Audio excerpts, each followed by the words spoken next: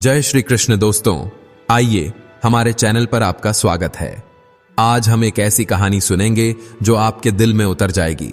यह कहानी हमें बताएगी कि ईमानदारी, मेहनत और पढ़ाई का रास्ता भले ही मुश्किलों से भरा हो, लेकिन आखिर में जीत हमेशा सच्चाई और अच्छाई की ही होती है। यह बहुत समय पहले की बात है। एक सुंदर और शांत गांव में रामूलाल नाम का एक गरीब लेकिन बहुत मेहनती किसान रहता था। लोग उसकी सादगी, ईमानदारी और मेहनत की मिसाल देते थे। वह दिन रात अपने खेतों में काम करता था, लेकिन उसने कभी किसी के सामने मदद के लिए हाथ नहीं फैलाया। उसकी सबसे बड़ी दौलत उसकी 16 साल की बेटी सीमा थी, जो उसकी जान से भी प्यारी थी। सीमा के जन्म की कहानी भी गांव वालों के लिए एक दर्द भरी याद थी। 16 साल पहले जब बहुत तेज बारिश हो रही थी, गांव में एक ऐसा भयानक तूफान आया जो पहले कभी किसी ने नहीं देखा था।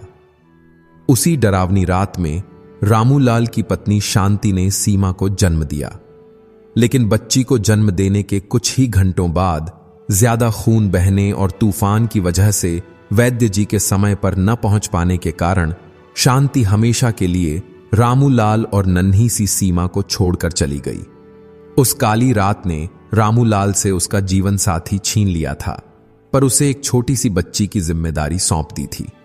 उसी दिन से रामूलाल ने अपनी पूरी जिंदगी, अपनी हर सांस अपनी बेटी की परवरिश में लगा दी। वह सिर्फ एक पिता ही नहीं, बल्कि उसने मां का हर कर्तव्य भी पूरी लगन से निभाया। वह सुबह उठकर सीमा के लिए खाना बनाता, उसे तैयार करता, उसकी छोटी छोटी चोटों पर मरहम लगाता और रात में कहानियां सुनाकर सुलाता। उसने सीमा को दुनिया के हर दुख से एक ढाल की तरह बचाकर रखा और उसे बहुत प्यार से पाला। वह कभी उसकी आंखों में आंसू नहीं आने देता था, क्योंकि उसे लगता था कि शांति की आत्मा उसे देख रही होगी और अपनी बेटी को रोता देखकर दुखी होगी। सीमा गांव के दूसरे बच्चों जैसी नहीं थी। उसके अंदर पढ़ने लिखने की एक कुदरती होशियारी और सीखने की गहरी इच्छा थी। वह घंटों अपने पिता के साथ खेतों में बैठकर मिट्टी से अक्षर बनाती, पेड़ों के बारे में पूछती और पक्षियों की आवाजें पहचानने की कोशिश करती। रामूलाल, जो को खुद थोड़ा बहुत पढ़ता, ढना लिखना जानता था, अपनी बेटी की इस लगन को देखकर बहुत खुश होता था।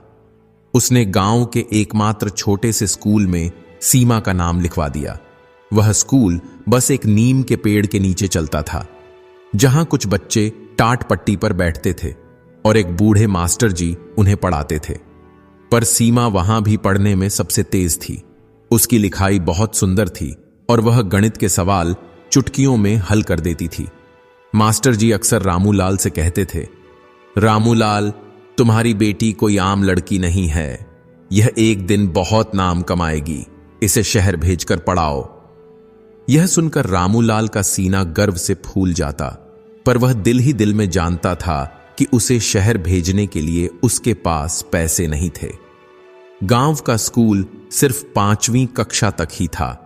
जब सीमा ने वह भी पहले नंबर से पास कर ली, तो मास्टर जी ने कह दिया, रामूलाल, अब मैं इसे और नहीं पढ़ा सकता। मेरे पास जितना ज्ञान था मैंने दे दिया। यह सुनकर रामूलाल का दिल टूट गया। क्या उसकी बेटी की पढ़ाई यहीं खत्म हो जाएगी? क्या उसकी आंखों का तारा, जिसके लिए उसने बड़े बड़े सपने देखे थे, अब गांव की दूसरी लड़कियों की तरह चूल्हा चौका ही करेगी? यह सोचकर ही उसे बहुत दुख हुआ। उसने बहुत सोचा। गांव में मंत्री जी का एक बड़ा घर था, जहां उनके बच्चे पढ़ने आते थे और उन्हें पढ़ाने के लिए राजधानी से एक बहुत बड़े ज्ञानी आचार्य विश्वनाथ जी आते थे। रामूलाल ने हिम्मत जुटाई। एक सुबह वह अपनी सबसे अच्छी जमीन के कागज लेकर आचार्य जी के पास पहुंच गया। आचार्य जी को यह देखकर थोड़ी हैरानी हुई कि एक गरीब किसान उनसे मिलने क्यों आया है। रामूलाल ने हाथ जोड़कर और अपनी धोती के कोने से आंसू पोंछते हुए कहा, आचार्य जी, मेरी बेटी सीमा पढ़ना चाहती है। गांव के मास्टर जी अब उसे और नहीं पढ़ा सकते। मैं चाहता हूं कि आप उसे अपनी शिष्या बना लें। वह बहुत होशियार है और आपको कभी निराश नहीं करेगी। मैं जानता हूं कि मैं आपको गुरु दक्षिणा देने के लायक नहीं हूं, पर मेरे पास जो सबसे कीमती चीज है, मेरा यह छोटा सा खेत, मैं वह आपको खुशी खुशी देता हूं। बस मेरी बेटी का भविष्य अंधेरे में जाने से बचा लीजिए। आचार्य विश्वनाथ रामूलाल की आंखों में अपनी बेटी के लिए इतना प्यार और पक्का इरादा देखकर बहुली तपा प्रभावित हुए। उन्होंने कागज एक तरफ रखे और कहा, रामूलाल, तुम्हारी बेटी की पढ़ने की लगन और तुम्हारा यह त्याग देखकर मेरा दिल भर आया है। मुझे तुम्हारा खेत नहीं चाहिए। विद्या का दान सबसे बड़ा पुण्य है। तुम कल से सीमा को मंत्री जी की बेटी के साथ पढ़ने भेज देना। मैं उसे खुशी खुशी पढ़ाऊंगा। रामूलाल की आंखों से खुशी के आंसू बहने लगे। उसने आचार्य जी के पैर पकड़ लिए। जब यह बात गांव में फैली तो कानाफूसी का बाजार गर्म हो गया। लोग तरह तरह की बातें बनाने लगे। कोई कहता, देखो तो रामूलाल की हिम्मत, अपनी लड़की को मंत्री की बेटी के साथ पढ़ाएगा। तो कोई कहता, पढ़ लिख कर कौन सा अफसर बना देगा, करना तो आखिर में घर का काम ही है। लेकिन रामूलाल ने किसी की बातों पर ध्यान नहीं दिया। उसके लिए सीमा की पढ़ाई ही सबसे जरूरी थी। उसने अपना वह खेत, जिससे उसके घर का खर्चा मुश्किल से चलता था, फिर भी आचार्य जी को गुरु दक्षिणा के रूप में दे दिया और कहा कि यह उसका वचन है जिसे वह तोड़ नहीं सकता। आचार्य जी ने भी उसकी भावना का मान रखते हुए खेत ले लिया, पर मन ही मन सोच लिया कि इस खेत की फसल हमेशा रामूलाल के घर ही जाएगी।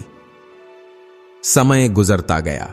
सीमा अब आचार्य जी से ज्ञान ले रही थी।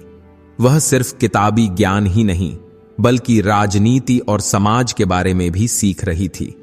उसकी तेज बुद्धि देखकर मंत्री जी भी हैरान थे और अक्सर रामूलाल की तारीफ करते थे।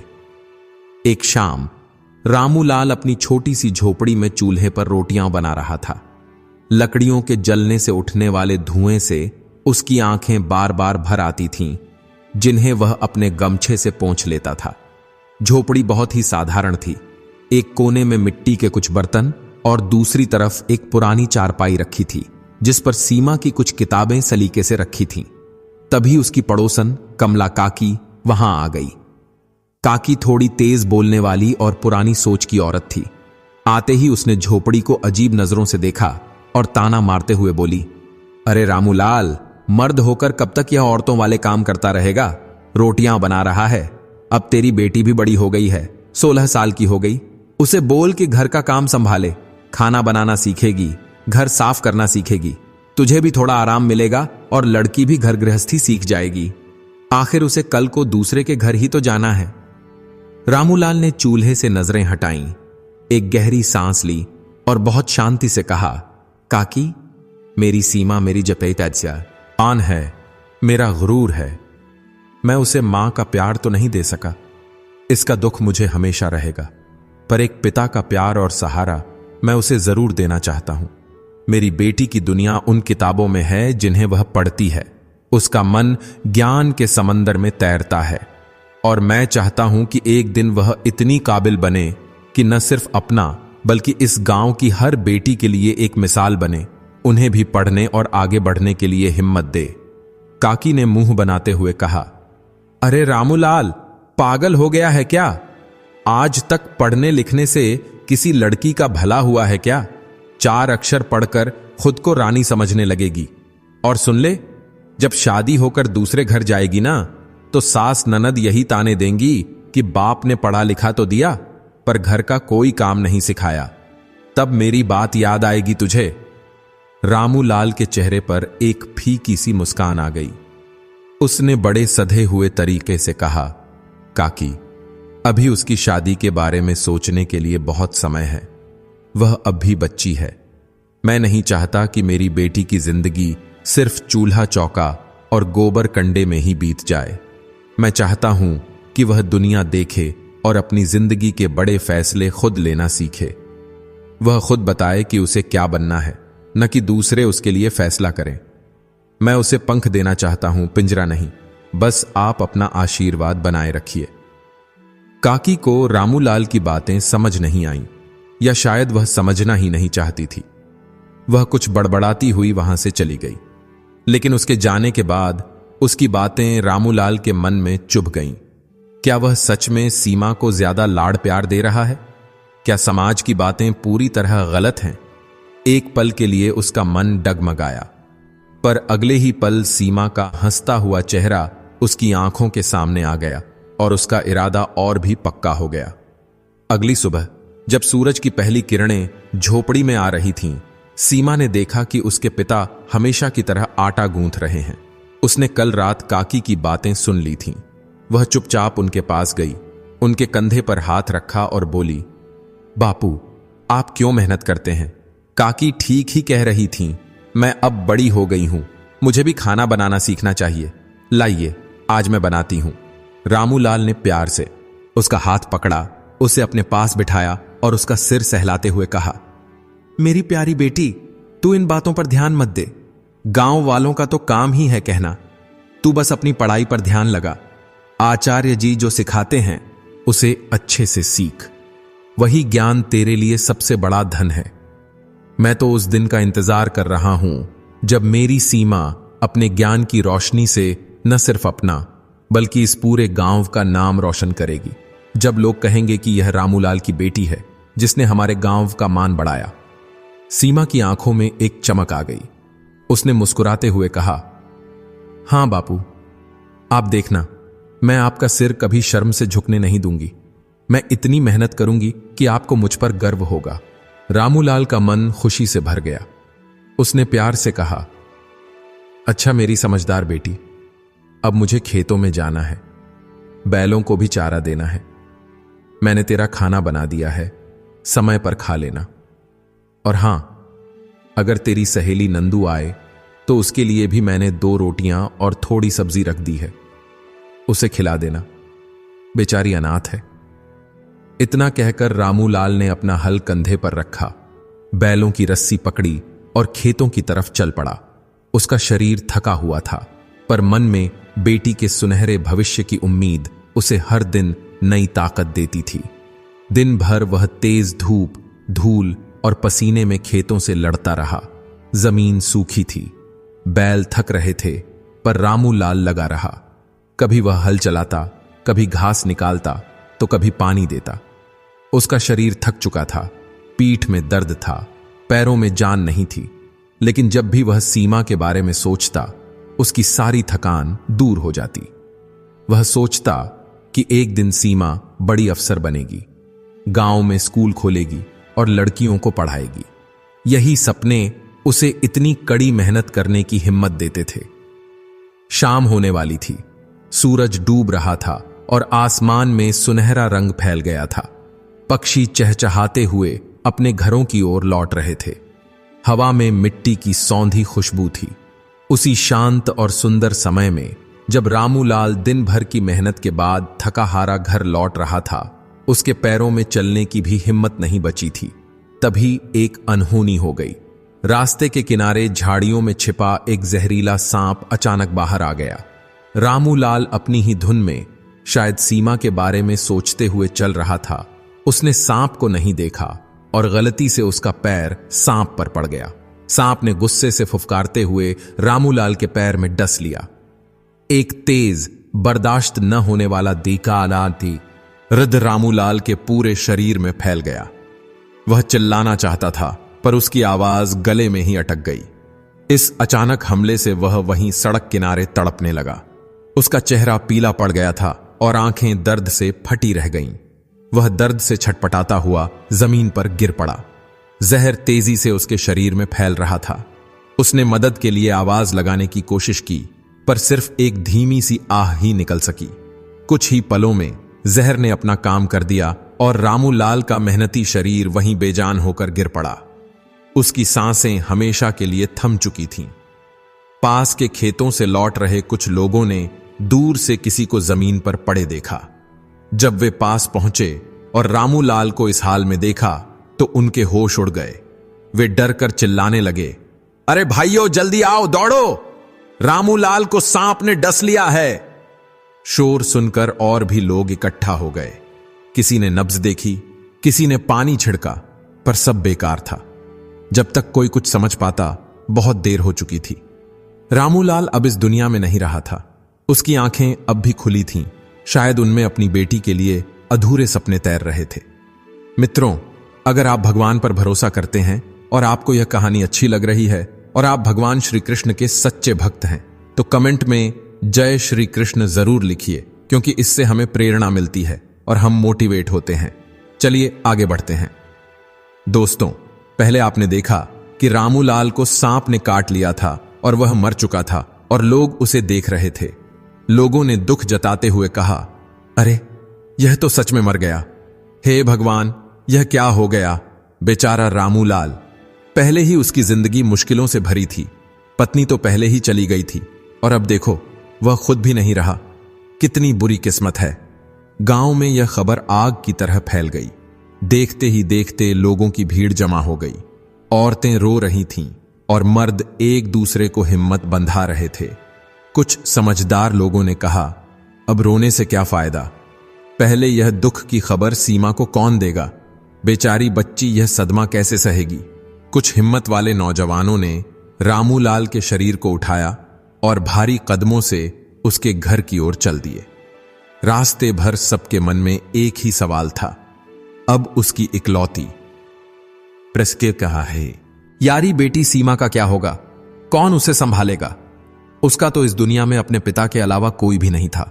जब गांव वाले रामूलाल का बेजान शरीर लेकर उसकी झोपड़ी के सामने पहुंचे, सीमा उस समय आचार्य जी के यहां से पढ़कर लौटी ही थी और अपने बापू का इंतजार कर रही थी। भीड़ और लोगों के उदास चेहरे देखकर उसका दिल किसी अनहोनी के डर से बैठ गया। और फिर जैसे ही उसने अपने पिता के ढके हुए शरीर को देखा, वह सब समझ गई। एक पल के लिए वह पत्थर की तरह खड़ी रह गई, जैसे उसकी सांसें रुक गई हों।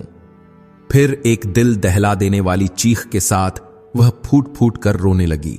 वह अपने पिता के शरीर से लिपट गई। बापू, बापू, आंखें खोलो। आप मुझे ऐसे अकेला छोड़कर कहां चले गए?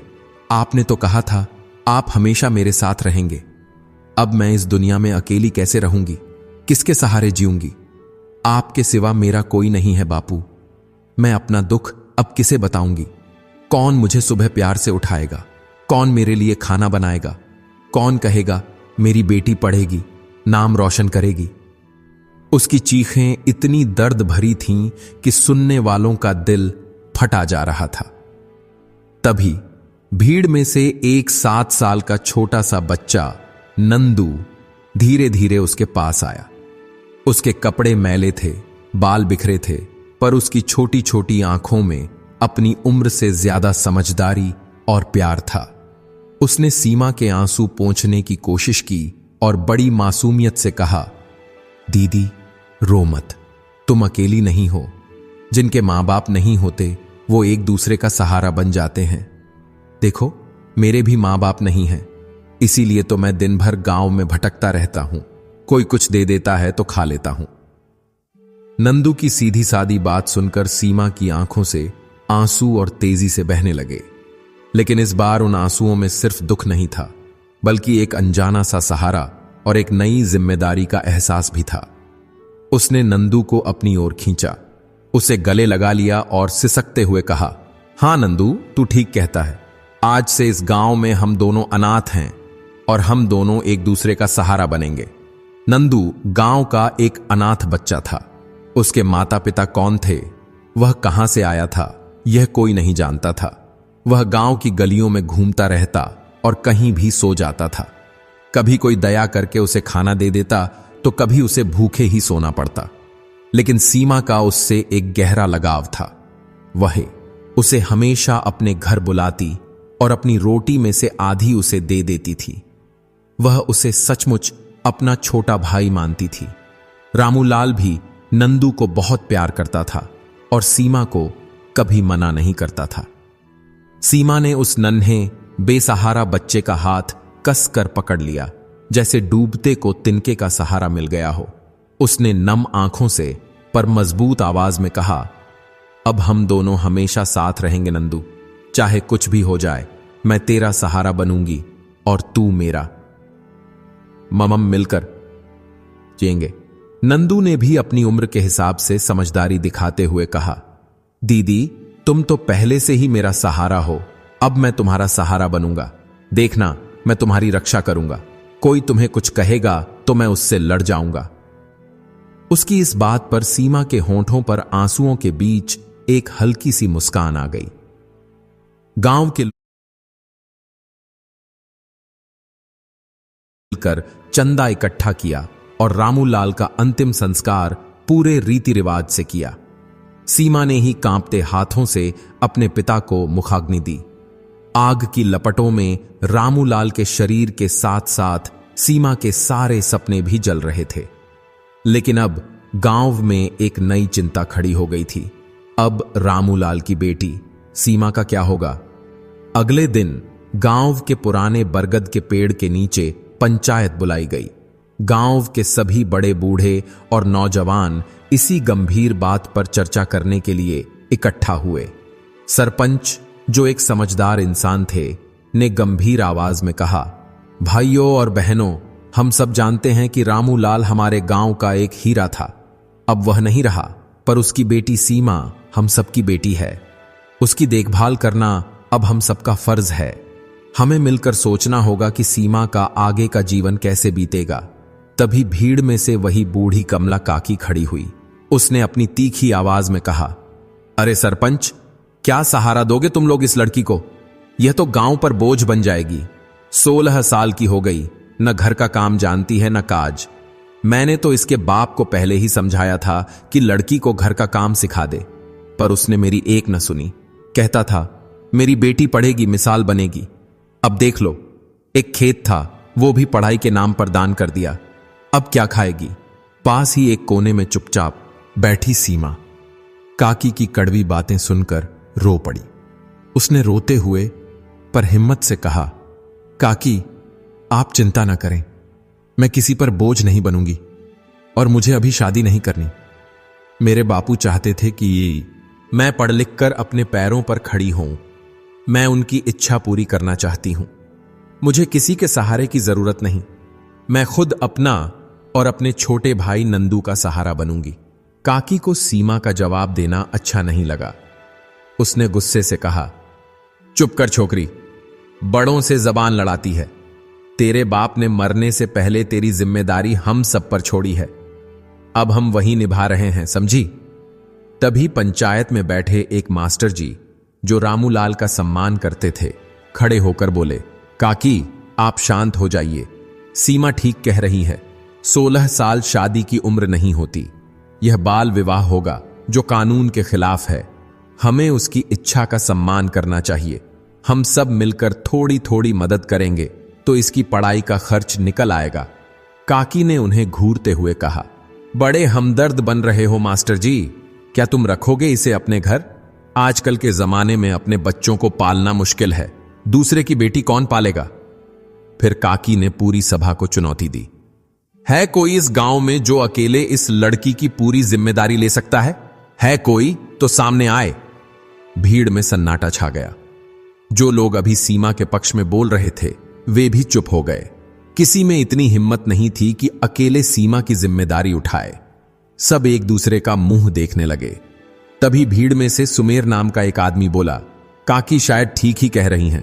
अकेली लड़की गांव में कैसे रहेगी? समाज क्या कहेगा? बेहतर यही है कि सीमा की शादी कर दी जाए। सुमेर की बात का समर्थन करते हुए रधिया नाम की एक औरत चट से बोली, हां हां, बिल्कुल ठीक कहा। शादी ही सबसे अच्छा हल है। और चिंता क्यों करते हो? मेरा बेटा रमेश कर लेगा सीमा से शादी। घर की बहू बन जाएगी, सुरक्षित रहेगी। यह सुनते ही गांव के एक बुजुर्ग, जो रामूलाल के दोस्त थे, गुस्से से खड़े हो गए। उन्होंने कहा, रधिया, होश में तो है? तेरा बेटा रमेश, वह तो दिन रात नशे में रहता है, कोई काम नहीं करता। और सीमा तो अब भी सिर्फ 16 साल की बच्ची है, जबकि तेरा बेटा 40 का होने वाला है। यह तो सरासर अन्याय होगा। हम ऐसा नहीं होने दे सकते। उनकी बात को अनसुना करते हुए कमला काकी ने चिल्लाकर जवाब दिया, अरे चुप करो बुढ़े। अब कोई राजकुमार तो आएगा नहीं इस अनाथ लड़की से शादी करने। जो मिल रहा है उसे भगवान का आशीर्वाद समझकर मान लेना चाहिए। रमेश जैसा भी है, मर्द है, शादी के बाद सुधर जाएगा। वैसे भी सीमा के पास अब और कोई चारा है क्या? कुछ लोग काकी की बातों से सहमत लग रहे थे, कुछ चुप थे, लेकिन सीमा, जो यह सब अपमान सुन रही थी, अब और बर्दाश्त नहीं कर सकी। उसका चेहरा गुस्से और दुख से लाल हो गया था। उसकी आंखों में आंसू नहीं, आग थी। उसने कांपती हुई पर मजबूत आवाज में कहा, बस बहुत हो गया। मैं पढ़ी लिखी हूं, अनपढ़ नहीं। मेरे पिता ने मुझे जमीन बेचकर पढ़ाया था ताकि मैं किसी पर निर्भर न रहूं। मैं ऐसे शराबी और आवारा आदमी से हरगिज शादी नहीं कर सकती। इससे तो अच्छा होता कि मैं अपने पिता की चिता के साथ ही सती हो जाती, पर ऐसा अपमान भरा जीवन नहीं जीती। यह सुनते ही पंचायत में हंगामा मच गया। एक लड़की का इस तरह अपनी राय रखना गांव वालों के लिए, खासकर पुरानी सोच वालों के लिए, बर्दाश्त से बाहर था। कमला काकी ने गुस्से से कहा, देख छोकरी सीमा, तेरी जबान बहुत चलने लगी है। तेरे भले के लिए ही कह रहे हैं हम। अब सुन ले, तेरे पास सिर्फ दो ही रास्ते हैं। या तो चुपचाप रमेश से शादी कर ले, या फिर हमेशा के लिए यह गांव छोड़कर चली जा। और अगर तू गई तो फिर इस गांव से तेरा कोई रिश्ता नहीं रहेगा। सीमा ने एक पल भी नहीं सोचा। उसने सीधे काकी की आंखों में देखते हुए कठोर आवाज में कहा, ठीक है काकी, मुझे आपकी यह शर्त मंजूर है। मैं रमेश जैसे आदमी से शादी करने के बजाय यह गांव छोड़ना पसंद करूंगी। मैं अभी इसी वक्त यह गांव छोड़कर चली जाऊंगी। अब मैं एक पल भी आप जैसे लोगों के बीच नहीं रहना चाहती जहां इंसानियत मर चुकी है। उसके मजबूत शब्द सुनकर वहां खड़े सभी गांव वाले हैरान रह गए। किसी को उम्मीद नहीं थी कि एक अकेली 16 साल की लड़की इतना बड़ा कदम उठा लेगी। सब आश्चर्य से कानाफूसी करने लगे। एक बुजुर्ग ने सरपंच से कहा, सरपंच जी, कोई इसे रोको, समझाओ इसे, यह नादानी कर रही है। अकेली लड़की कहां जाएगी? लेकिन कमला काकी ने हंसते हुए कहा, जाने दो इसे। जब 2 दिन बिना छत के रहेगी, भूखी प्यासी भटकेगी तो अक्ल ठिकाने आ जाएगी। तब खुद ही लौट आएगी और रमेश से है शादी करने को मान जाएगी। अब देखना है मुझे कैसे इसके बाप के देखे हुए सपने पूरे होंगे। फिर उसने 2 आदमियों को आदेश दिया, तुम दोनों जाओ और इस लड़की को गांव की सीमा के बाहर तक छोड़ आओ। काकी के आदेश पर उन 2 आदमियों को चाहते हुए भी सीमा को पकड़कर ले जाना पड़ा। उन्होंने गांव की सीमा पर उसे एक बार फिर समझाने की कोशिश की, पर सीमा का इरादा पक्का था। उसने पीछे मुड़कर भी नहीं देखा और एक अनजान रास्ते पर आगे बढ़ा गई। उसका गांव, उसकी यादें, उसका बचपन सब पीछे छूट रहा था। तभी नंदू, जो पंचायत के दौरान एक पेड़ के पीछे छिपकर सब कुछ देख और सुन रहा था, दौड़ता हुआ सीमा के पास आया। उसकी आंखों में आंसू थे। उसने हांफते हुए सीमा का हाथ पकड़ लिया और रोते हुए बोला, दीदी रुको, मुझे भी अपने साथ ले चलो। प्लीज दीदी, मुझे मत छोड़ो। इस गांव में सिर्फ तुम ही थीं जो मुझे भाई मानती थीं, खाना देती थीं। अब तुम नहीं रहोगी तो मेरा क्या होगा? मैं किसके पास जाऊंगा? सीमा का दिल, जो पहले से ही भारी था, नंदू की बातें सुनकर और भर आया। उसने झुककर नंदू के आंसू पोंछे, फिर उसका नन्हा सा हाथ मजबूती से पकड़कर कहा, आजा नंदू, मेरे छोटे भाई, तू मेरे साथ चलेगा। अब हम दोनों साथ चलेंगे। अब हमारे रास्ते एक हैं, हमारी मंजिल एक है। हम एक दूसरे का सहारा बनेंगे। चाहे रास्ता कितना भी मुश्किल क्यों ना हो, हम साथ रहेंगे। और फिर एक 16 साल की लड़की और एक 7 साल का लड़का, 2 अनाथ बेसहारा बच्चे एक अनजान और अनिश्चित सफर पर निकल पड़े। सूरज डूब रहा था और चारों तरफ अंधेरा फैल रहा था। रास्ता सुनसान और पथरीला था। सामने कोई मंजिल नहीं थी, कोई ठिकाना नहीं था। दोनों के मन में एक ही सवाल था, अब जाएं तो जाएं कहां? वे अभी गांव से थोड़ी ही दूर निकले थे कि अचानक मौसम खराब हो गया। काले काले बादल आसमान में छा गए। तेज हवाएं चलने लगीं और फिर जोरों की बारिश होने लगी। बिजलियां भयानक गर्जना के साथ चमक रही थीं। नंदू बुरी तरह डर गया। वह सीमा से लिपट गया और कांपते हुए बोला, दीदी, मुझे बहुत डर लग रहा है। यह बिजली कितनी तेज कड़क रही है। क्या यह बारिश जल्दी बंद नहीं होगी? सीमा खुद भी डरी हुई थी, पर उसने नंदू को हिम्मत दी। उसे गले लगाकर कहा, डर मत नंदू, हम बहादुर हैं ना, थोड़ी देर में बारिश रुक जाएगी। देख, सामने एक बड़ा पुराना पीपल का पेड़ है, हम उसके नीचे रुक जाते हैं। वे भागकर उस विशाल पीपल के पेड़ के नीचे पहुंचे। पेड़ की घनी पत्तियों ने उन्हें कुछ हद तक बचाया, लेकिन वे पूरी तरह भीग चुके थे। थोड़ी देर में बारिश तो रुक गई, लेकिन अब रात का अंधेरा और घना हो गया था और ठंडी हारे सिकुड़ कर बैठ गए।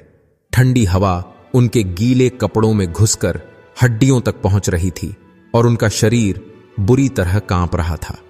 न उनके पास ओढ़ने के लिए कुछ था, न पहनने को सूखे कपड़े। नंदू ने अपनी कांपती हुई आवाज में कहा, दीदी, मुझे बहुत ठंड लग रही है और भूख भी। हमने सुबह से कुछ नहीं खाया। दीदी, हम कहां जा रहे हैं? हमारा घर कहां है अब? सीमा ने नंदू को अपनी गोद में कसकर समेट लिया, जैसे उसे ठंड से बचाने की कोशिश कर रही हो। उसने अंधेरे आसमान की ओर देखा। जहां पायरी के अब कुछ तारे दिख रहे थे। उसकी आंखों से गर्म आंसू बहकर नंदू के बालों पर गिर रहे थे।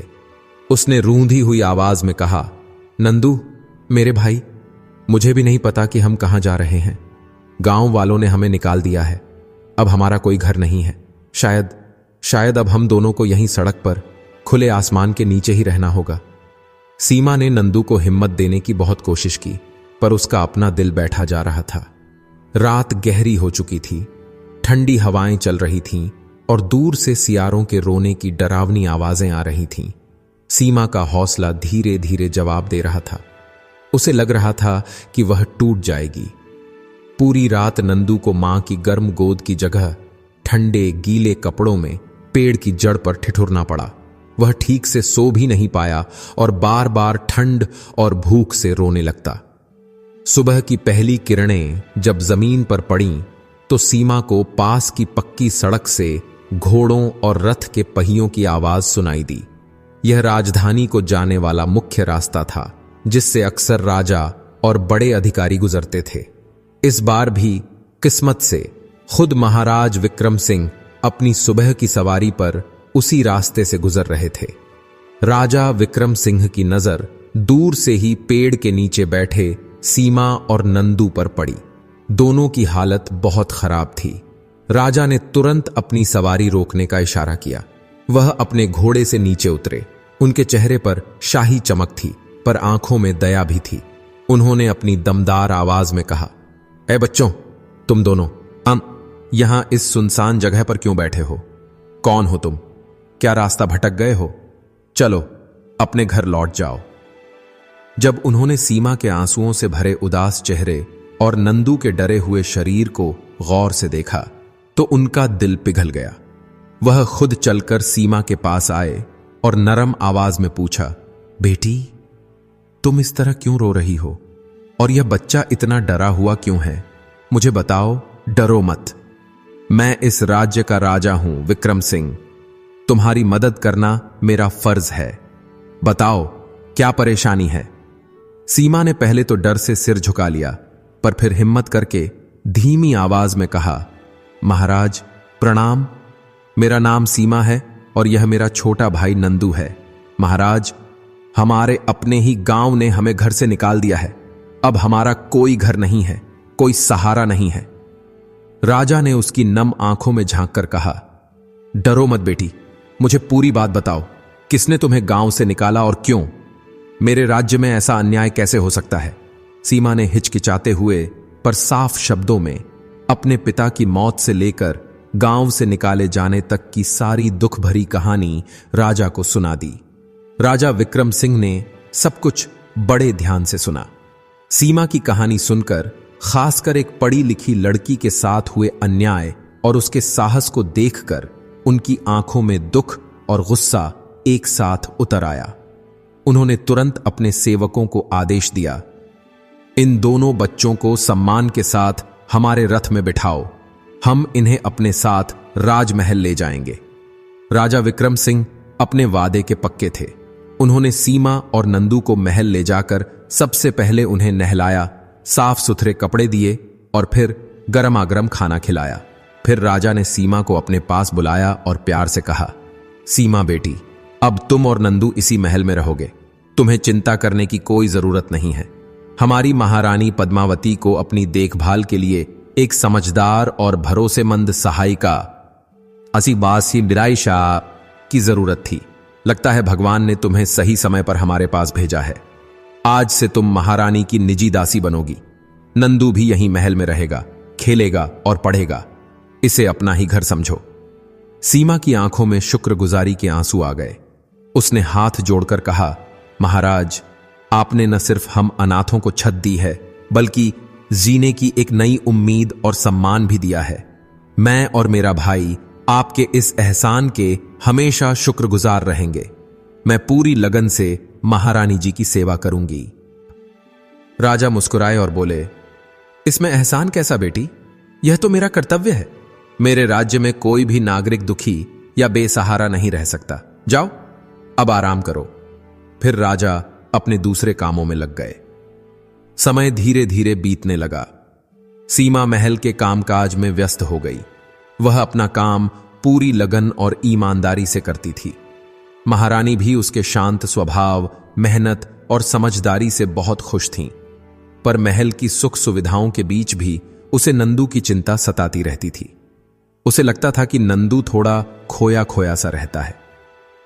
एक दिन जब सीमा महारानी के कमरे में सफाई कर रही थी, महारानी पद्मावती ने उसे बड़े ध्यान से देखते हुए पूछा, सीमा, तुम बहुत मेहनत से काम करती हो, पर क्या तुम इस सफाई के अलावा कुछ और भी कर सकती हो? कोई और हुनर है तुम में? सीमा पहले तो थोड़ी झिझकी। उसने सकुचाते हुए कहा, महारानी जी, माफ करें अगर मेरे काम में कोई कमी रह गई हो। मैं अभी महल के तौर तरीके सीख रही हूं, पर मैं बहुत जल्द ही सब सीख जाऊंगी। इसके अलावा महारानी जी, अगर आप चाहें तो मैं आपको कहानियों की किताबें या इतिहास और धर्म की किताबें भी पढ़कर सुना सकती हूं। यह सुनकर रानी पद्मावती चौंक गईं। उन्होंने हैरानी से पूछा, क्या कहा तुमने? क्या तुम किताबें पढ़ सकती हो? सच में सीमा? सीमा ने धीरे से सिर हिलाते हुए कहा, जी महारानी जी, मैं पढ़ना लिखना जानती हूं। मेरे पिताजी कहते थे कि ज्ञान ही सबसे बड़ा धन है। उन्होंने मुझे हर तरह की किताबें पढ़ना सिखाया है। रानी की आंखों में तारीफ और हैरानी एक साथ चमक उठी। उन्होंने मुस्कुराते हुए कहा, अरे वाह सीमा, यह तो बहुत ही अच्छी बात है। मैंने तो पहली बार सुना है कि हमारे राज्य के किसी गांव की लड़की इतनी पढ़ी लिखी हो सकती है। तुम्हारे पिता सच में महान थे। फिर वह कुछ देर चुप रहीं और फिर पूछा, अच्छा सीमा, एक बात बताओ, क्या यह नंदू तुम्हारा सगा भाई है? सीमा को रानी के इस सवाल पर थोड़ी हैरानी हुई। उसने कहा, जी महारानी जी, वह मेरा सगा भाई ही है। पर आपने ऐसा क्यों पूछा? क्या हमसे कोई गलती हुई है? रानी ने तुरंत मुस्कुराते हुए कहा, नहीं, ऐसी कोई बात नहीं है बेटी। दरअसल वह बच्चा मुझे बहुत प्यारा भी थी। लगता है उसे देखकर एक अजीब सा अपनापन महसूस होता है। सीमा ने भी मुस्कुराते हुए कहा, जी महारानी जी, वह है ही बहुत प्यारा, और शायद आपको उस पर इसलिए भी ज्यादा प्यार आ रहा है क्योंकि अब महल में जल्द ही नया राजकुमार भी तो आने वाला है। आप मां बनने वाली हैं, तो बच्चों पर प्यार आना तो स्वाभाविक है। रानी भी सीमा की बात सुनकर मीठा सा मुस्कुरा दी। हां सीमा, शायद तुम ठीक कह रही हो। और फिर कुछ दिन और शांति से बीत गए। महल में सब कुछ ठीक चल रहा था, लेकिन फिर एक सुबह महल की शांति एक नवजात बच्चे के तेज रोने की आवाज से टूट गई। पूरे महल में खुशी की जगह एक अजीब सी चिंता फैल गई।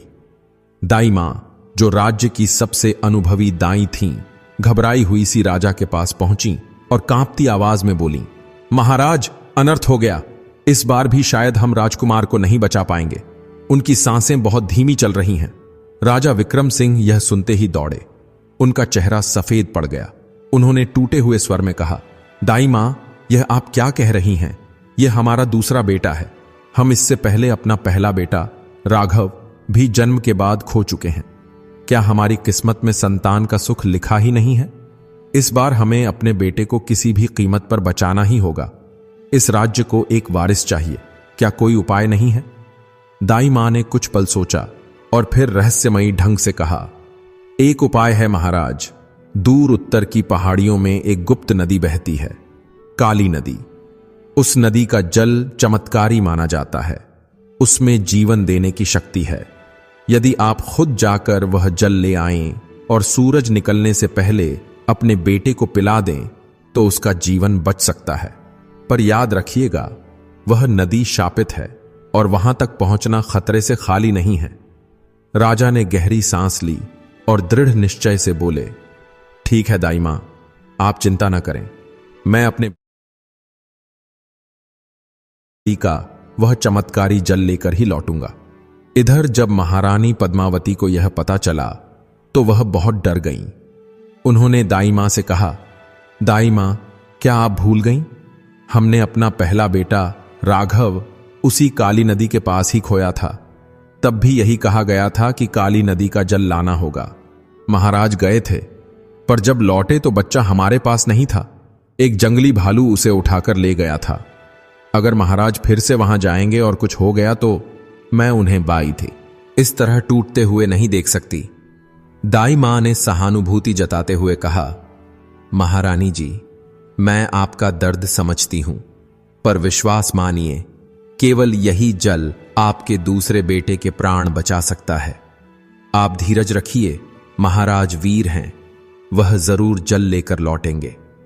राजा ने रानी को सांत्वना देते हुए कहा, पद्मावती, मुझे भी राघव की याद हर पल सताती है, पर आज हमें अपने इस नए बेटे के लिए, अपने राज्य के भविष्य के लिए यह खतरा उठाना ही होगा।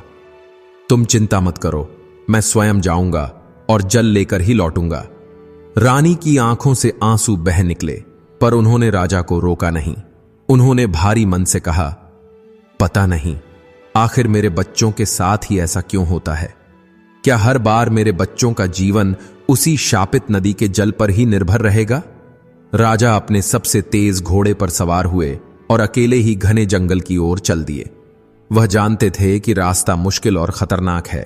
कांटेदार झाड़ियां, ऊंची नीची पहाड़ियां और जंगली जानवरों से भरा हुआ, पर उनका मकसद साफ था, अपने नए जन्मे बेटे के लिए जीवन देने वाले जल की कुछ बूंदें लाना।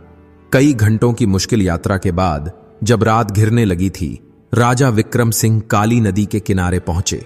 नदी बिल्कुल शांत और रहस्यमयी थी। उसका पानी अजीब तरह से काला दिख रहा था। राजा ने घोड़े से उतरकर अपने साथ लाया हुआ सोने का एक छोटा बर्तन निकाला और जैसे ही उसे नदी के पानी में डुबोने लगे, तभी एक चमत्कार हुआ। नदी का काला पानी उनकी आंखों के सामने ही गायब होने लगा, जैसे जमीन उसे पी रही हो। कुछ ही पलों में वहां पानी की एक बूंद भी नहीं बची, सिर्फ कीचड़ और काले पत्थर रह गए। राजा हैरान और घबरा गए। उन्होंने घबराहट में पुकारा, अरे यह क्या हुआ? नदी का पानी कहां गया? अब मैं अपने बेटे के लिए यह जीवन देने वाला जल कैसे ले जाऊंगा? हे ईश्वर, यह मेरी कैसी परीक्षा है।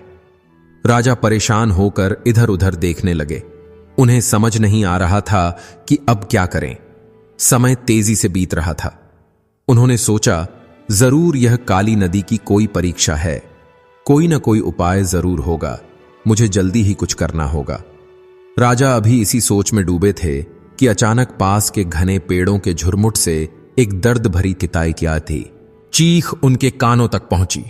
यह साफ तौर पर एक लड़की की डरी हुई चीख थी। राजा चौंक गए और तुरंत सावधान होकर आवाज की दिशा में देखने लगे। इस घने जंगल में आधी रात को यह लड़की की आवाज कहां से आ रही है? क्या वह किसी मुसीबत में है? उन्होंने सोचा, महल में मेरा बेटा जिंदगी और मौत के बीच झूल रहा है। समय बहुत कम है, पर यह लड़की भी तो मेरी ही प्रजा है। एक राजा होने के नाते उसकी रक्षा करना भी मेरा धर्म है। यह सोचकर राजा ने हाथ में पकड़ा खाली बर्तन जमीन पर रखा, अपनी तलवार निकाली और सावधानी से पेड़ों के पीछे उस ओर देखने के लिए चल दिए जिधर से चीख की आवाज आई थी। कौन है वहां? डरो मत, बाहर आ जाओ, मैं इस राज्य का राजा विक्रम सिंह हूं। तभी अचानक एक पेड़ के पीछे से हाँफती हुई डरी सहमी सी सीमा सामने आ गई। उसके हाथ में एक छोटी सी पोटली थी। राजा उसे वहां देखकर चौंक गए। सीमा, तुम यहां इस भयानक जंगल में क्या कर रही हो? और तुम चीखी क्यों थी? सीमा ने डरते डरते कहा, क्षमा करें महाराज, मैं अंधेरे में एक सांप देखकर डर गई थी। महाराज, मैंने आपकी और महारानी जी की सारी बातें छिपकर सुन ली थीं। मुझे चिंता हो रही थी, इसलिए मैं चुपके से आपके पीछे पीछे यहां आ गई। राजा का चेहरा काली नदी के सूखे तल को देखते हुए थोड़ा सख्त हो गया। तो तुम हमारी बातें सुन रही थीं और फिर अकेले ही मेरा पीछा करते हुए इस खतरनाक जंगल में चली आईं? यह तुमने बहुत बड़ी बेवकूफी की है सीमा। सीमा ने तुरंत सिर झुकाकर कहा, नहीं महाराज, माफ करें, मैं तो बस आपकी मदद करना चाहती हूं। राजा की आंखों में आई सख्ती थोड़ी नरम हुई। उन्होंने कहा, ठीक है, पर तुम्हारी मदद की जरूरत नहीं है। अब तुम एक पल भी यहां मत रुको, तुरंत महल लौट जाओ। यह जंगल तुम्हारे लिए बिल्कुल भी सुरक्षित नहीं है। सीमा कुछ देर चुप रहकर हिम्मत जुटाकर बोली, महाराज, आप कितने दयालु हैं। अपनी चिंता छोड़कर आप मेरी सुरक्षा की सोच रहे हैं। अगर दुनिया के सारे राजा आप जैसे होते तो हर राज्य में खुशहाली होती। राजा ने रूखी मुस्कान के साथ कहा, सीमा, अपनी तारीफ हम महल जाकर भी सुन सकते हैं। अभी जरूरी है कि तुम यहां से सुरक्षित चली जाओ। जाओ। सीमा ने मजबूती से कहा, महाराज, मैं वापस नहीं जाऊंगी जब तक राजकुमार के लिए जल नहीं मिल जाता। और महाराज, मेरे पास एक उपाय है जिससे काली नदी का जल वापस आ सकता है। राजा ने हैरानी से अपनी भौहें सिकोड़ लीं। अच्छा, तुम्हें कैसे पता? क्या तुम कोई जादू टोना जानती हो? सीमा ने अपनी पोटली खोलते हुए जवाब दिया, जादू टोना तो नहीं महाराज, पर मैंने काली नदी के जल के रहस्य के बारे में महल की लाइब्रेरी में रखी एक पुरानी किताब में पढ़ा था। राजा थोड़े हैरान हुए, पर उन्हें विश्वास नहीं हो रहा था। हां, महारानी बता तो रही थीं कि तुमने कई किताबें पढ़ी हैं। यह अच्छी बात है, पर इसका मतलब यह नहीं कि तुम हर समस्या का हल किताबों में ढूंढ लोगी। यह जिंदगी है, कोई कहानी नहीं। राजा सीमा से कुछ और कहने ही वाले थे कि अचानक सूखी नदी के तल से गहरा काला धुआं उठने लगा और उस धुएं के बीच से एक विशाल भयानक आकृति उभरी। वह एक भयानक राक्षस था। उसकी आंखें लाल दहक रही थीं, लंबे नुकीले दांत मुंह से बाहर निकले हुए थे और शरीर काले कीचड़ से सना था। राजा स्वाभाविक रूप से 2 कदम पीछे हटे, पर उन्होंने तुरंत हिम्मत जुटाई, अपनी तलवार कसकर पकड़ी और गरज कर बोले, कौन हो तुम? हे काली नदी के राक्षस, मैं बस थोड़ा सा जल लेने आया हूं, अपने नए जन्मे बेटे का जीवन बचाने के लिए। कृपा करके मुझे जल लेने दो। राक्षस जोर से हंसा। उसकी हंसी इतनी भयानक थी कि पूरा जंगल कांप उठा। उसने अपनी कर्कश आवाज में कहा, हा हा हा हा, जल चाहिए तुझे? ए इंसान, ले जा, जितना चाहे ले जा। मुझे तो तुम्हारी मदद करके बहुत खुशी होगी। उसकी बात सुनकर राजा को थोड़ी तसल्ली हुई। उन्होंने सोचा, शायद यह राक्षस उतना बुरा नहीं है जितना दिख रहा है। राजा ने अपना सोने का बर्तन उठाया और जल भरने के लिए जैसे ही राक्षस की ओर बढ़ाया, तभी अचानक सीमा ने तेजी से अपनी पोटली में से एक खास तरह की गहरे लाल रंग की मिट्टी निकाली, कुछ मंत्र पढ़े और पूरी ताकत से वह मिट्टी राक्षस की ओर फेंक दी। जैसे ही लाल मिट्टी के कण राक्षस के शरीर से टकराए, वह जोर से चीखा और देखते ही देखते आग की लपटों में घिर गया। वह भयानक राक्षस तड़पता रहा और कुछ ही पलों में झलकर वहीं राख के ढेर में बदल गया। राजा यह सब देखकर हैरान और गुस्से में रह गए। उन्होंने सीमा पर चिल्लाते हुए कहा, अरे मूर्ख लड़की, यह तुमने क्या कर दिया? उसने तो हमें जल देने की सहमति दे दी थी, तुमने उसे क्यों मार डाला? अब मेरे बेटे को जीवन देने वाला जल कहां से मिलेगा? तुमने सब कुछ बिगाड़ दिया। तुमने मेरे बेटे की आखिरी उम्मीद भी छीन ली। सीमा ने बड़े शांत पर मजबूत स्वर में कहा, महाराज, कृपया शांत हों। मुझे पता है कि आप शायद मेरा विश्वास नहीं करेंगे, पर आप इस किताब पर तो जरूर विश्वास करेंगे। उसने अपनी पोटली से वही पुरानी किताब निकाली। उसने किताब का एक पन्ना खोलकर राजा के सामने कर दिया। यह देखिए महाराज, यह किताब है काली नदी के रहस्य। इसमें साफ साफ लिखा है कि काली नदी का जल कोई अमृत नहीं, बल्कि एक भयंकर श्राप है। इसमें लिखा है कि अगर कोई माता पिता अपने बीमार बच्चे को बचाने के लिए यह जल पिलाते हैं, तो वह बच्चा ठीक होने के बजाय तड़प तड़प कर मर जाता है। यह जल जीवन देता नहीं, लेता है महाराज। राजा ने कांपते हाथों से किताब ली। उन्होंने देखा कि किताब पर राजमहल की मुहर लगी हुई थी। उन्होंने वह पन्ना पढ़ा जहां सीमा इशारा कर रही थी। किताब में लिखा था कि नदी का राक्षस असल में उन मासूम बच्चों की आत्माओं से बना था जिन्हें इस जल ने मारा था, और वह जल देने का नाटक करके और बच्चों को मारना चाहता था। लाल मिट्टी का रहस्य भी लिखा था। वह उस साधु की समाधि की मिट्टी थी जिसने नदी को श्राप दिया था, और वही से पूछा, तुम्हें यह सब कैसे पता चला सीमा?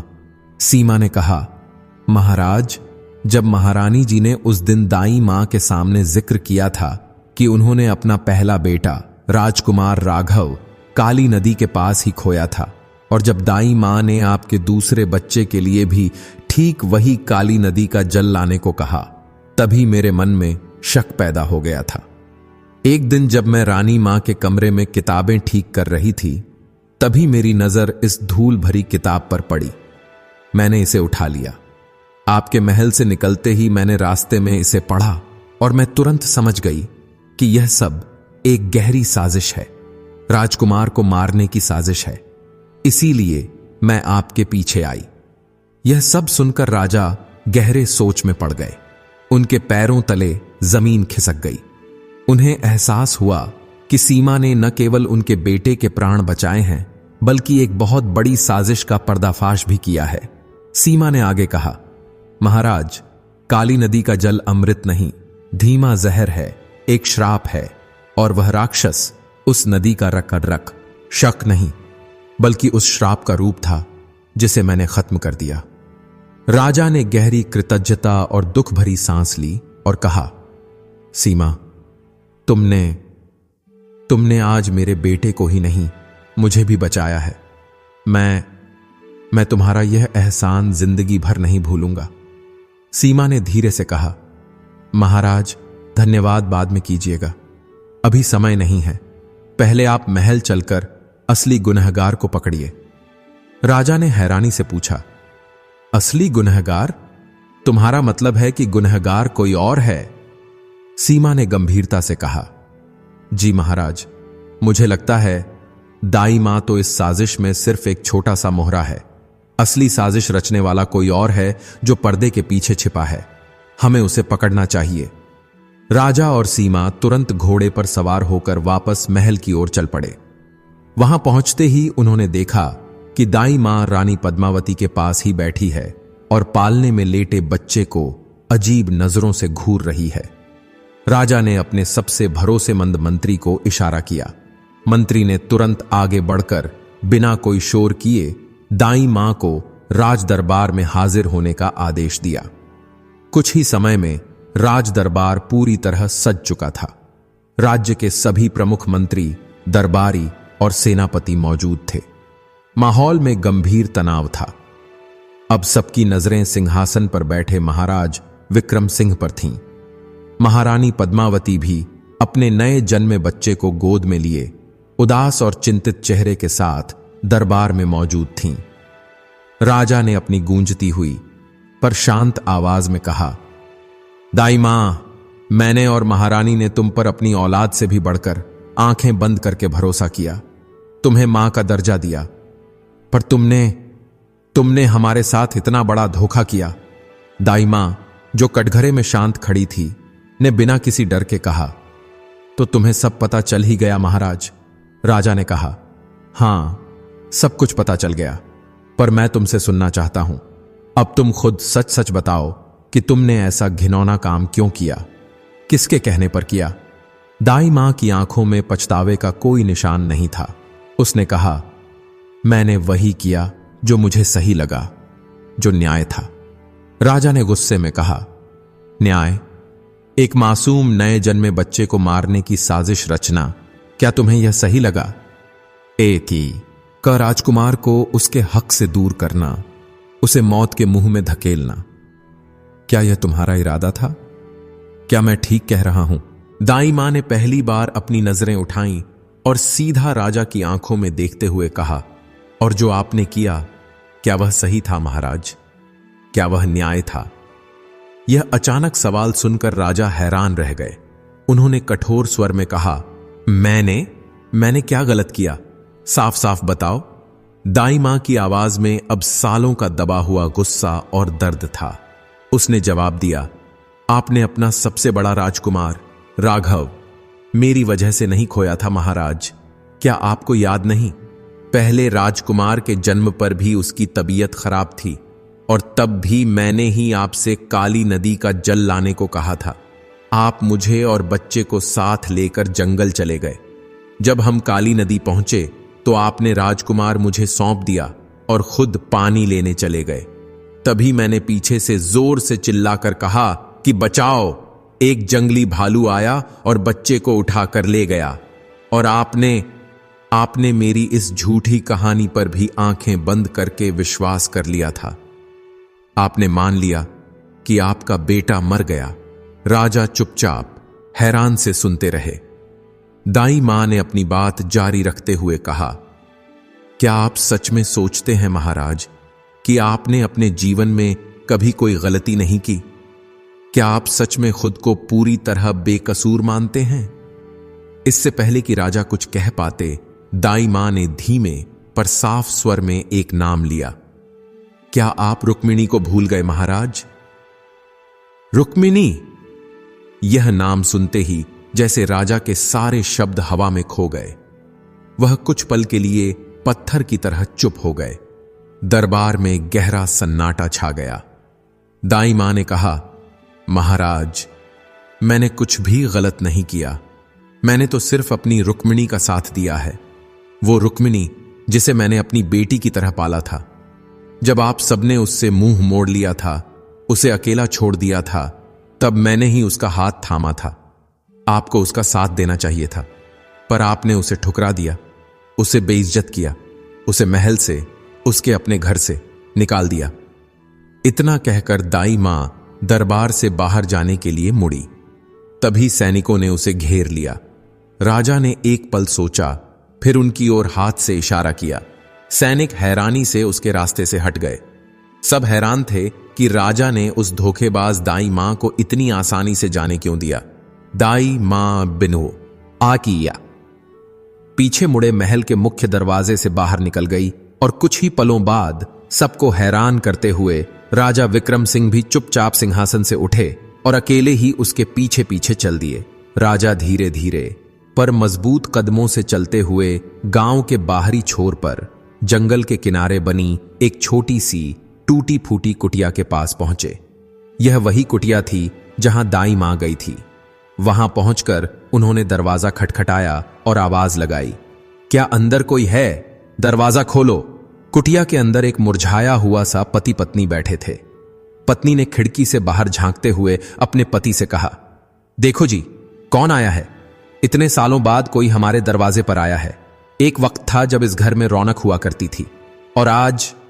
उसने एक गहरी ठंडी सांस ली और फिर कड़वाहट से कहा, आज हमें हर जगह बेइज्जती मिलती है।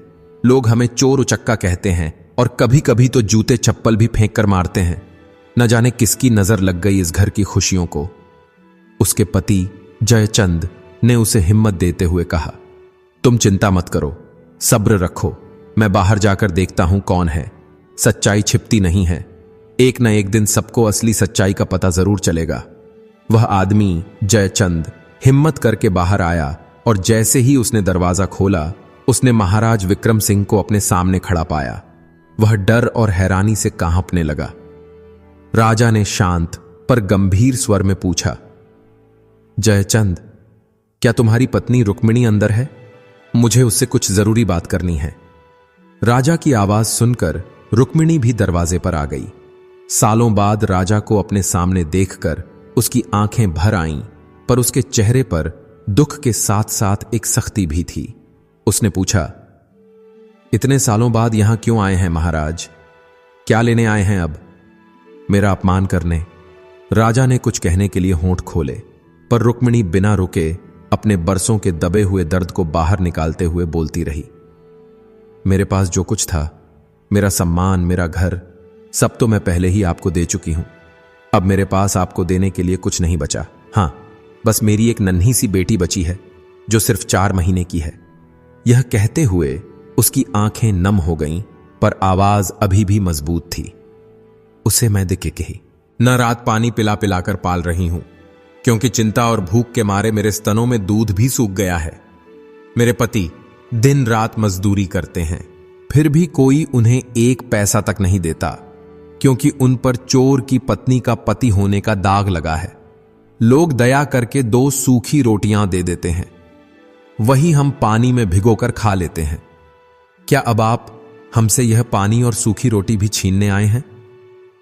रुक्मिणी की दिल को चीर देने वाली बातें सुनकर राजा विक्रम सिंह कुछ पल के लिए पूरी तरह चुप रहे। गहरे अफसोस और पछतावे से भर गया। उन्हें लगा जैसे किसी ने उनके सीने में खंजर घोंप दिया हो। राजा ने एक गहरी सांस ली और कांपती आवाज में कहा, रुक्मिणी, तुम्हारी बेटी आज दूध की जगह पानी पी रही है। उसकी इस बुरी हालत का जिम्मेदार कोई और नहीं, सिर्फ मैं हूं। अगर उस दिन मैंने तुम पर, अपनी ही चचेरी बहन पर, महल के जेवर चोरी करने का वह झूठा इल्जाम लगाकर तुम्हें बेइज्जत करके महल से न निकाला होता, तो शायद आज हम दोनों को यह बुरा दिन न देखना पड़ता। आज मैं दुख और पछतावे की जिस आग में जल रहा हूं, वह सब मेरे ही बुरे कर्मों की सजा है। उन्होंने हिम्मत करके आगे कहा, सच कहूं रुक्मिणी, तो वक्त ने मुझे मेरी सारी गलतियों की सजा दे दी है। मैंने तुम्हारा मान सम्मान छीना, तुम्हारे सुखी जीवन को अंधेरे में धकेल दिया, पर अब मैं सब समझ गया हूं। मुझे मेरी गलती का एहसास हो गया है। हो सके तो मुझे माफ कर दो रुक्मिणी। चलो मेरे साथ वापस महल चलो। मैं पूरी प्रजा के सामने सच्चाई बताऊंगा कि तुम बेकसूर हो और तुम ही इस राज्य की असली वारिस हो। यह सिंहासन, यह राजपाट सब तुम्हारा है। यह तुम्हारे पिता का था। मैं तो बस एक धोखेबाज था। राजा का गला भर आया। पछतावे के गर्म आंसू उनकी आंखों से बहने लगे। मैं सिर्फ 9 साल का एक अनाथ बच्चा था जब मेरे पिता युद्ध में मारे गए। मेरी मां मुझे लेकर इस महल में आई थी।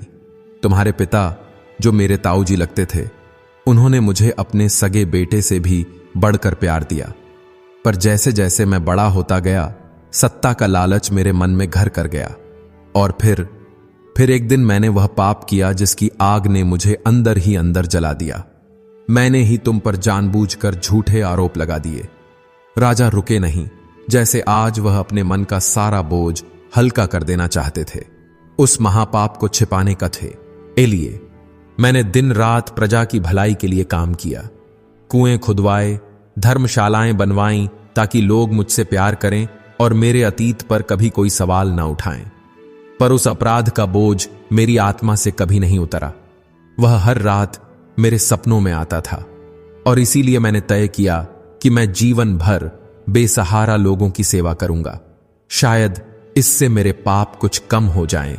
राजा ने अपनी नम आंखें उठाकर रुक्मिणी की ओर देखा। अब तुम मेरा घिनौना सच जानती हो रुक्मिणी।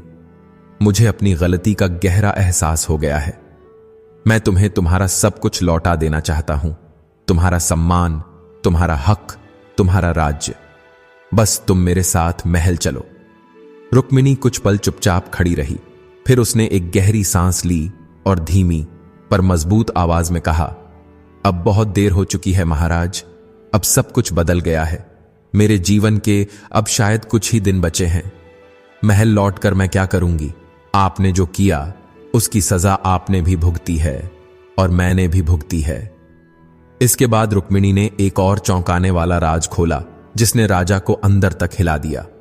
उसने कहा, महाराज, मैंने तुम्हारा बड़ा बेटा राघव, जिसे तुम मरा हुआ समझते हो, उसे दाई मां से लेकर गांव में जिंदा छोड़ दिया था। वह मरा नहीं था। सच तो यह है कि दाई मां ने मेरे कहने पर ही तुमसे भालू वाली झूठी कहानी कही थी। मैंने उसे एक गरीब बे औलाद किसान के घर के बाहर चुपके से छोड़ दिया था, ताकि वह राजमहल के आराम से दूर अनाथों जैसी जिंदगी जिए, ताकि उसे उस दर्द का एहसास हो जो तुमने मुझे दिया था। उसने एक गहरी सांस ली और कहा, पर शायद किस्मत को कुछ और ही मंजूर था।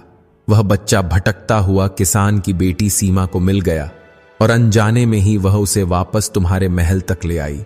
नियति का खेल देखिए महाराज, मैंने अपने साथ हुए अन्याय का बदला तो ले लिया, पर भगवान ने उसे फिर से आपके पास पहुंचा दिया।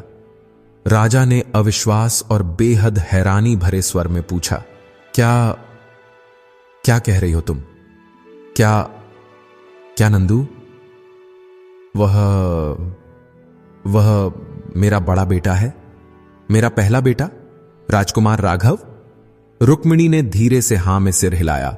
यह सुनते ही राजा की आंखें उम्मीद और खुशी से चमक उठीं। उन्होंने आसमाने की ओर हाथ जोड़कर भावुक होकर कहा, मेरे दोनों राजकुमार जिंदा हैं। हे ईश्वर, आप कितने दयालु हैं, आपने मुझ पापी पर भी इतनी कृपा की थी। राजा तुरंत रुक्मिणी की ओर बढ़े, उसके सामने हाथ जोड़ दिए और कहा, रुक्मिणी, अब तो महल वापस चलो। मैं जानता हूं तुम अब इस महल से कोई रिश्ता नहीं रखना चाहती, पर अपनी इस नन्ही सी बेटी के भविष्य के लिए, उसके हक के लिए, क्या तुम यह कदम नहीं उठा सकती? सोचो, यह बच्ची एक राजकुमारी है और उसे उसका हक मिलना ही चाहिए। रुक्मिणी पहले मना करती रही, पर राजा के लगातार कहने, उनके पछतावे और उनकी आंखों में आंसुओं के सामने अंत में उसकी सालों की जमी हुई सख्ती पिघल गई। अपनी बेटी के भविष्य का वास्ता सुनकर वह महल वापस चलने को तैयार हो गई। राजा विक्रम सिंह, रुक्मिणी, जयचंद और उनकी नन्ही बेटी के साथ वापस महल लौटे। जब राजा ने भरे दरबार में सबके सामने पूरी सच्चाई बताई, रुक्मिणी पर लगाए झूठे इल्जाम का सच, दाई मां की साजिश का सच और नंदू के ही उनके बड़े राजकुमार राघव होने का सच, तो पूरे दरबार में जैसे भूचाल आ गया। लोग हैरान रह गए, किसी को अपने कानों पर विश्वास नहीं हो रहा था।